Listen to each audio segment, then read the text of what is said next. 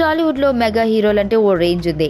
పరిశ్రమలో ఓ ఏడాదిలో రిలీజ్ అయ్యే నోటబుల్ సినిమాల్లో వీరి సినిమాలే ఎక్కువగా ఉంటున్నాయి. ఇండస్ట్రీలో మెగా హీరోల సినిమాలకు జరిగే బిజినెస్ కూడా చాలా ఎక్కువ.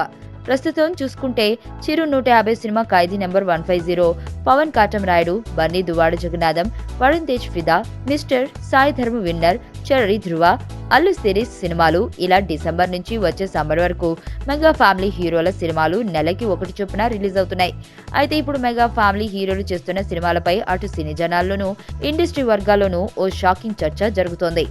గతంలో చిరు ఏ సినిమా చేసినా ఆ సినిమా ఇతర భాషలో రీమేక్ చేసేందుకు అక్కడి స్టార్ హీరోలు ఆసక్తి చూపేవారు.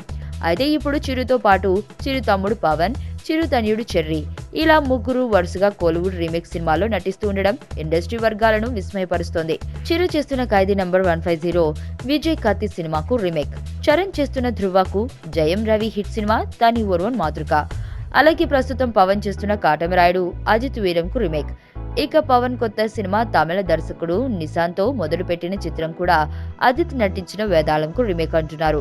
మెగా హీరోలకు టాలీవుడ్ రైటర్ల కథలపై నమ్మకం లేదా కొత్త కథలతో సినిమాలు చేసి చేతులు కాల్చుకోవడం ఎందుకని వీరు భయపడుతున్నారా అన్న గుసగుసలు ఇండస్ట్రీలో వినిపిస్తున్నాయి. ఏదేమైనా ఈ ముగ్గురు మెగా హీరోలు రీమేక్ రాజాలయ్యారు.